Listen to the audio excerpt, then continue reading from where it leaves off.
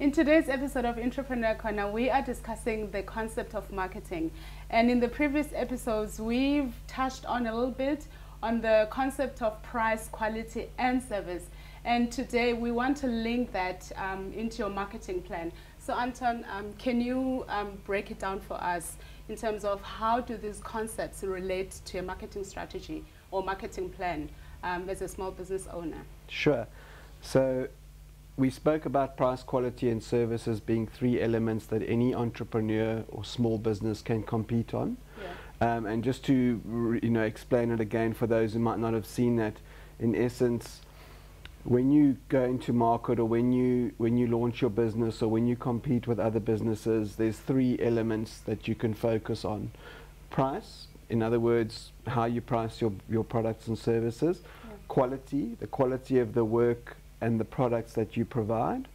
And then service, which would be things like, are you open 24/7? Do you work on weekends and after hours? What sort of after sales warranties do you offer, etc.?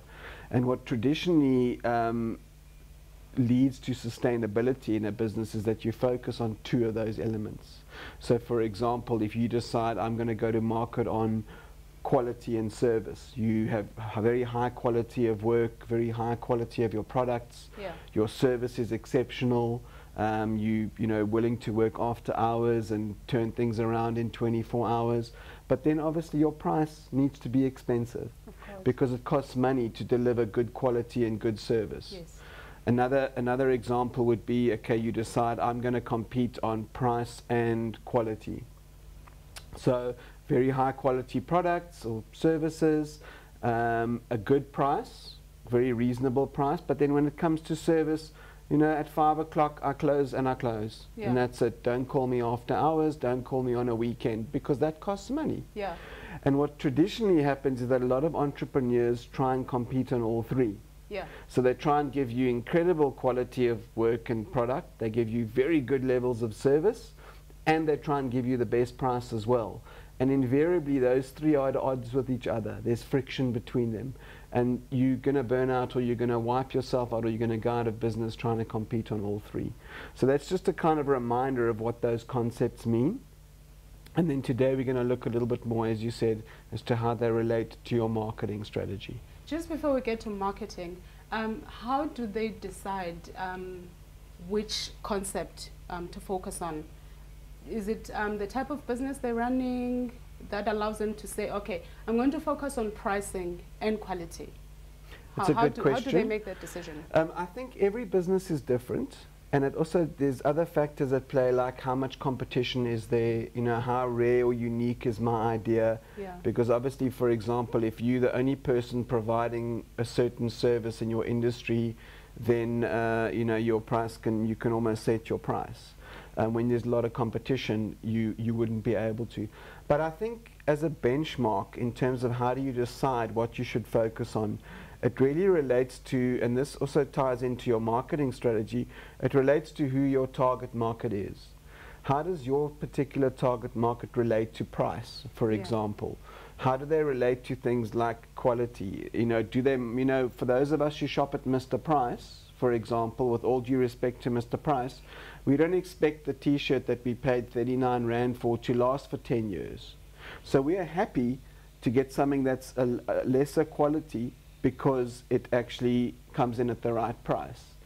On the other side of that coin, if I bought a t-shirt at Dolce & Gabbana and it bummed out after a year, I'd be very annoyed because I paid a high price. Yes. So I think it's about understanding who your customer is and what their expectations are from those three elements. And that'll help you actually identify where you should be focusing. Should you be charging higher prices but delivering very high levels of service and quality? Or should you be very, very focused on giving the best price, but then something else has to give? So now when we get to the marketing plan, what are the basic elements that should formulate your marketing plan for your business? So I think the first thing, the starting point for me is always to understand who your customer is. Who are you trying to target? And how do they relate to those three elements that we're talking about, the price, the quality, and the service of the offering that you provide? Yes. you know, what people tend to think when they're starting out is that the whole world is their customer, and that they kind of engage with the market or communicate with the market on that basis. And the reality is that the more refined you are and the more focused you are on who your actual target customer is, who's the person most likely to support you and to buy your products or services, the easier it becomes to market and the easier it becomes to formulate a strategy. So that would be the starting point for me. Then we do things, you know, most marketing plans have got a SWOT analysis, your strengths, weaknesses, opportunities and threats. I'm personally not a huge fan. I think there's too many moving targets there to actually have that any value in that exercise. But, you know, 50 years of enterprise development theory says otherwise, so who am I to argue?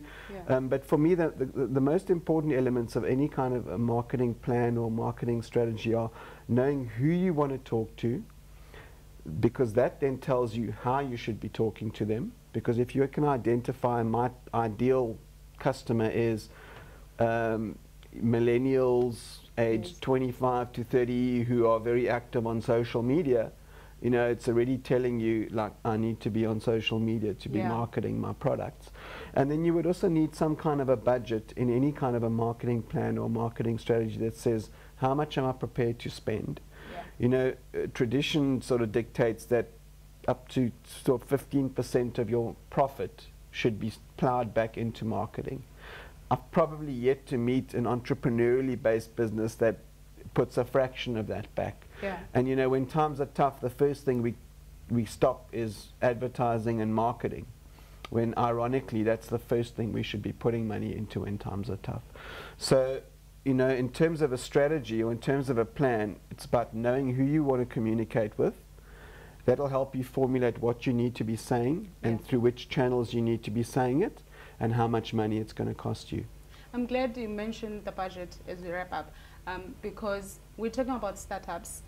Mainly people are just starting out. Some they're just testing out the idea if it's going to work or not.